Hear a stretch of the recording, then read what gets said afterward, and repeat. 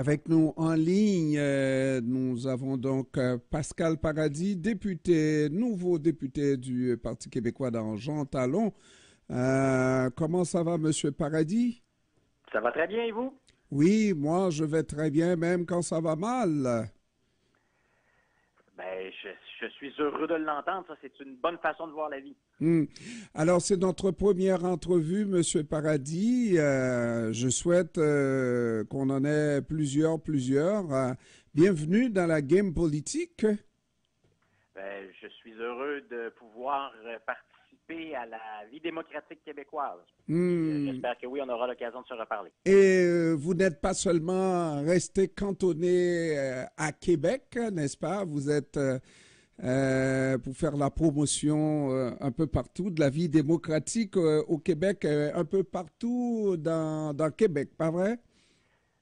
Oui, déjà, j'ai eu la chance de me rendre à certains endroits au Québec parce que il y a bien sûr le travail à l'Assemblée nationale, il y a le travail dans la circonscription de Jean Talon que j'ai l'honneur et le plaisir de représenter, mais aussi on va à la rencontre de plusieurs organisations partout au Québec. Hein. Vous savez, on est seulement 4 députés au Mhm. Parti québécois.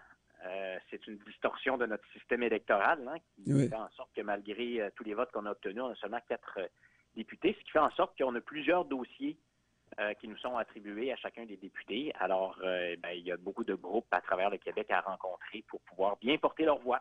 La plus grosse distorsion, c'est d'avoir volé Jean Talon au parti au pouvoir. Ben ça, j'ose dire que ce n'est pas une distorsion parce que j'ai eu l'honneur d'être élu quand même avec une majorité importante. Donc, je pense que les gens de la circonscription ont voté avec une voix très claire, une voix très affirmée en faveur du programme qu'on leur proposait, qui est un programme social-démocrate qui, qui, qui, qui cherchait à trouver des propositions, des solutions aux enjeux de logement, aux enjeux euh, du système d'éducation, du système de santé, aux problèmes liés aux effets de l'augmentation du coût de la vie. Mm. Les gens de Jean Talon aussi savaient que c'est un candidat indépendantiste qui se proposait et ils savaient aussi qu'ils avaient l'occasion de lancer un message au gouvernement de la coalition Avenir Québec quant à sa façon de gérer le Québec. Mais donc, même avec du recul aujourd'hui, vous êtes sûr que la population de Jean Talon n'a pas voté contre le parti au pouvoir, mais bien pour le Parti québécois? C'est toujours, c'est un exercice d'humilité, vous savez, que d'analyser ce qu'ont voulu dire environ 25 000 électeurs et électrices d'une circonscription. Donc, je le dis avec moi-même, avec beaucoup d'humilité. Mais j'ai eu quand même l'opportunité, moi, de discuter avec des milliers de ces personnes-là au cours des 35 jours de la campagne électorale, donc d'avoir un contact direct. Et oui, je pense que les gens ont voté pour le Parti québécois, ils ont voté pour le candidat dans la circonscription avec la proposition qu'on leur faisait. J'ai entendu à plusieurs reprises que les gens trouvaient que le Parti québécois faisait un bon travail, qu'il faisait appel à l'intelligence des gens, qu'il était constructif, qu'il ne s'adonnait pas à des petites attaques mesquines, que le chef Paul Saint-Pierre Plamondon faisait un travail remarquable. On m'a parlé aussi des 2 autres mousquetaires, hein, Pascal Bérubé et Joël Arsenault. Les gens ont dit, vous méritez d'avoir un 4e député. Les gens m'ont parlé aussi, je pense, de l'expérience que je voulais mettre à leur service ces années à l'échelle internationale à combattre l'injustice, les violations des droits humains, la discrimination, le racisme, à gérer une grande organisation internationale. Je pense que c'était une expérience qui leur parlait.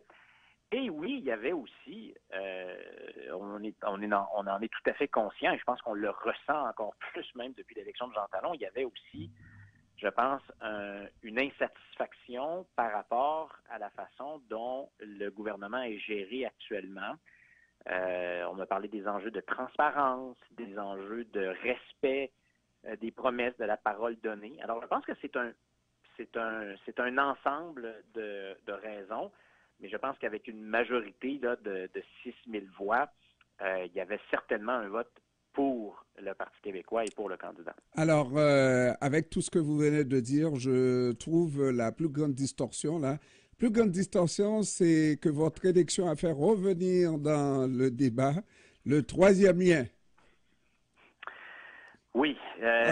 Alors là, dans le message, les gens ont dit quel est le message de Jean Talon. Moi, je peux vous dire que ça m'apparaît très paradoxal que certains aient compris comme message dans Jean Talon, nous voulons d'un troisième lien. Ce n'est pas en tout cas ce que les électeurs et les électrices m'ont dit. Évidemment, il n'y a jamais d'unanimité sur toute question. Hein? Oui, il y a des partisans du troisième lien, il y en a quelques-uns dans Jean Talon, mais je pense que c'est un comté qui est très en faveur d'un réseau de transport collectif structurant. Et le projet qui était sur la table, c'est le tramway. Donc, ce retour du troisième lien me semble, vous avez dit une distorsion, là, c'est votre mot, mais de fait, je pense que dans la région de Québec, les gens ont été très surpris de cette réaction du gouvernement. Et je ne pense pas que c'était ça le message des électeurs. Alors, expliquez-moi comment vous comprenez la politique. Est-ce que quand on fait la politique, j'ai l'impression, je vous ai vu dans le comté, que vous compreniez les desiderata des gens de Jean Talon et de fait, ils ont voté largement pour vous contre tous les autres partis, n'est-ce pas? Et on ne peut pas se mentir en disant qu'ils ont voté contre ou pour, etc. Ils ont choisi.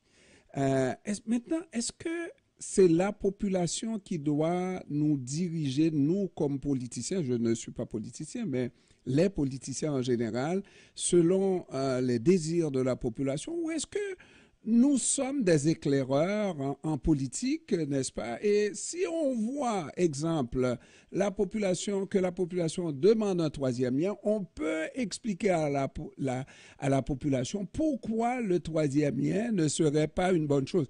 Prenons l'exemple du troisième lien, comme quoi pour dire que le politicien doit être un éclaireur. Comment se fait-il que, à partir du moment qu'on perd un comté, on décide que c'est peut-être parce qu'on n'a pas fait les 4 volontés de la population, alors il faut revenir à dire à la population ce que nous avions rejeté est aujourd'hui la bonne chose, etc., parce que vous avez rejeté notre politique. Je ne comprends pas.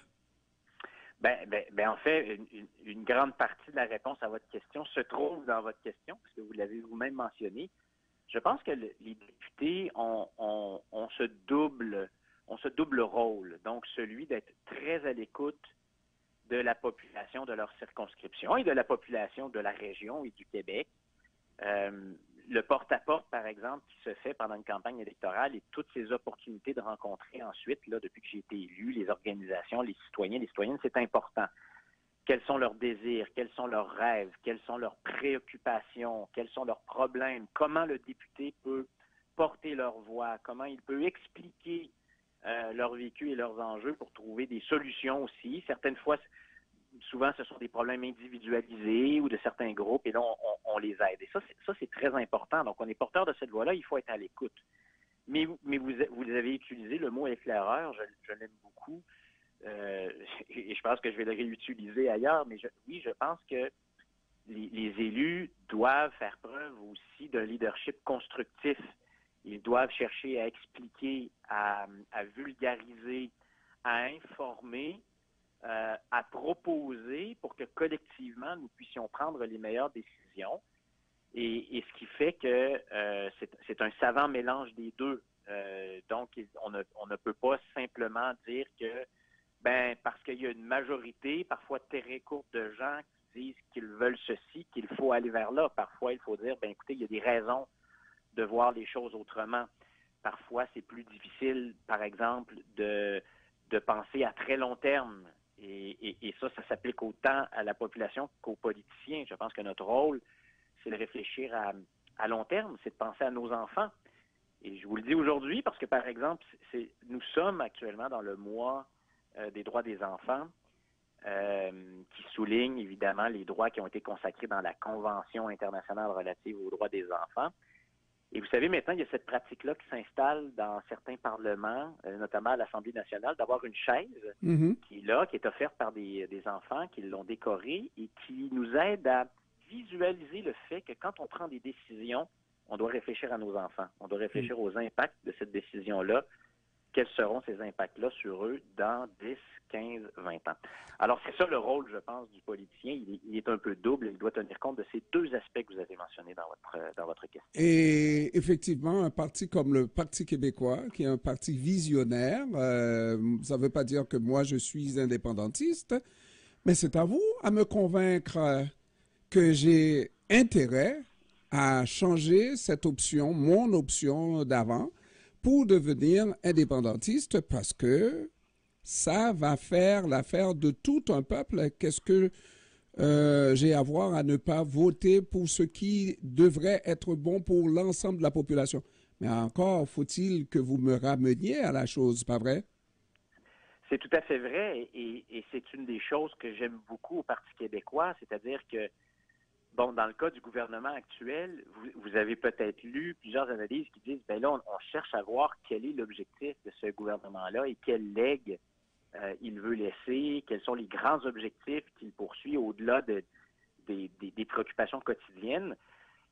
Avec le Parti québécois, cette question-là existentielle, elle ne se pose pas de la même façon parce que nous avons comme objectif que le peuple québécois arrive à son ultime destinée, c'est-à-dire avoir son pays, être capable de participer au concert des nations, de s'ouvrir au monde en assumant donc son destin et en ayant donc l'ensemble des leviers à sa portée pour contrôler les éléments importants de cette destinée-là.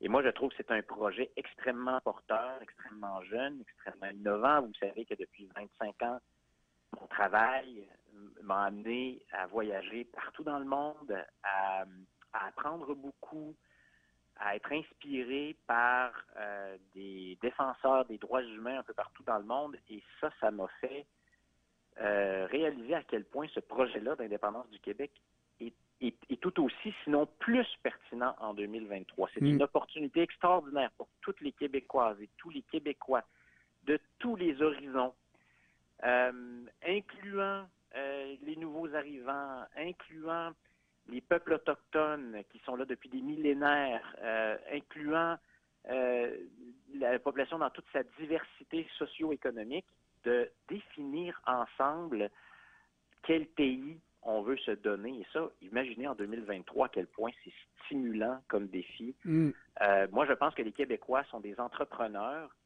et depuis trop longtemps, certains ont voulu réduire ce projet-là à ses aspects risqués et à des peurs, alors que c'est une opportunité extraordinaire de bâtir et de nous propulser dans le prochain siècle en définissant ensemble nos institutions. Quel beau projet, notamment pour notre jeunesse, de ne pas être pris dans la Constitution de 1867, de vieilles affaires, là, des poussiéreuses, puis celle de 1982, dont tout le monde dit qu'elle est, la Constitution, la révision constitutionnelle de 1982, plusieurs disent qu'elle est cadenassée, qu'elle est impossible à réformer. Et bien là, avec l'indépendance du Québec, on a la chance de redéfinir toutes sortes de choses, puis de se donner le pays ensemble qu'on veut pour le prochain siècle. Moi, je trouve ça formidable comme opportunité. Ça arrive une fois dans une vie. Ça pourrait nous arriver à nous. Nous, en tout cas, le Parti québécois, c'est ce qu'on veut faire. Pascal Paradis, je m'excuse parce que notre entrevue devrait porter sur toute autre chose, mais étant donné que c'est notre première, n'est-ce pas? Pourriez nous dire en un mot, parce que oui, on peut rêver d'un pays, mais pour tout de suite, on doit vivre. Notre primum vivere, c'est l'éducation, c'est d'avoir une vie décente et tout ça est en difficulté. Je regarde des enseignants, entre autres, qui sont bientôt en grève et on dit que ces gens-là n'ont même pas de subsistance, vont devoir probablement faire appel à des institutions bancaires pour payer leur hypothèque et ils sont prêts à aller jusqu'au bout, Pascal Paradis. Quelle devrait être la position du gouvernement pour arrêter ça, faire en sorte que tout le monde retrouve leur quotidien, leur train-train quotidien, comme on dit? L'avenir du Québec passe par l'éducation, et ce n'est pas seulement moi qui le dis, c'est le ministre des Finances et c'est le premier ministre dans leur mise à jour économique qu'ils viennent de faire il y a 10 jours. Ils disent l'avenir passe par l'éducation, puis le développement économique même passe par l'éducation. Eh bien, si ça passe par l'éducation, il faut d'abord que nos enseignants et nos enseignantes soient valorisés, soient rémunérés à leur juste valeur, et ce n'est pas le cas actuellement. Ça n'avance pas aux tables de négociation, malgré ce que la présidente du Conseil du Trésor dit. Je parlais encore récemment aux gens qui font les négociations, et c'est très difficile, ça n'avance pas. Il n'y a pas d'offre sérieuse sur la table. Actuellement, notre gouvernement offre des augmentations de salaire qui sont moindres que le niveau d'inflation prévu pour les 5 prochaines années. Donc, en quelque sorte, on offre à nos professeurs de les appauvrir dans les 5 prochaines années, que leur pinte de lait leur coûte plus cher en réalité dans 5 ans, dans 4 ans, dans 3 ans qu'aujourd'hui. Ça, ce n'est pas acceptable. Ce qui leur est proposé, c'est 10,3 d'augmentation sur 5 ans, alors que le taux d'inflation prévu est de 12,7 Donc, ce n'est pas acceptable. Et ça, c'est le même gouvernement qui vient d'offrir des milliards à Northvolt pour développer une filière batterie. On peut dire que oui, le développement économique passe par là, mais pourquoi lorsqu'il s'agit de grandes entreprises d'intérêt privé où il y a déjà beaucoup d'argent, pourquoi c'est la valse des milliards?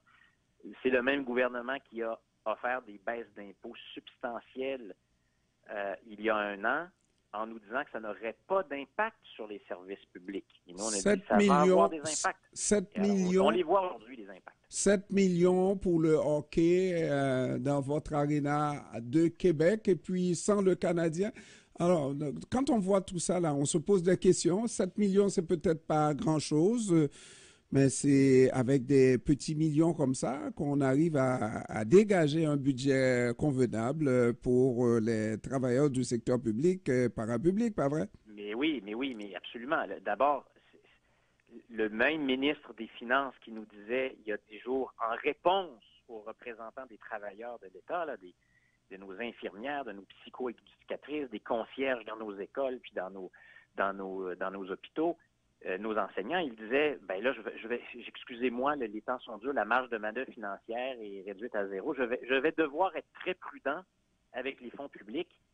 Et 1 semaine plus tard, il fait un cadeau de 5 à 7 millions de dollars à des milliardaires. Le propriétaire de l'équipe de hockey concernée, les Kings de Los Angeles, vaut à lui seul 11 milliards de dollars. Ouais. Et donc, ça, c'est un cadeau qui est donné à des millionnaires et à des milliardaires, alors que nos banques alimentaires nous disent qu'elles n'ont pas assez de ressources pour nourrir les Québécois qui font la file, y compris dans des banques alimentaires qui sont à un jet de pierre du centre Vidéotron où ces millionnaires vont jouer, payés par nos fonds, payés par l'argent de nos impôts. C'est inacceptable, autant sur la symbolique que dans le montant lui-même.